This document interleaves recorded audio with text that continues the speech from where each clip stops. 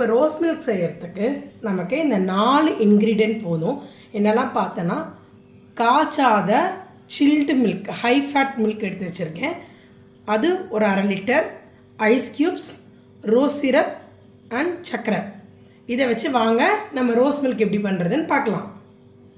1 litre milk, சில் milk, பாலை காய்ச்சிக்க வேண்டாம். ஒரு 2 டீஸ்பூன் ரோஸ் சிரப் சேர்த்துக்கலாம்.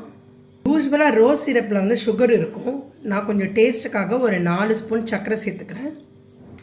ஐஸ் க்யூப்ஸ் இதெல்லாம் சேர்த்து அரைச்சிட்டோன்னா நமக்கு ரோஸ் மில்க் ரெடி.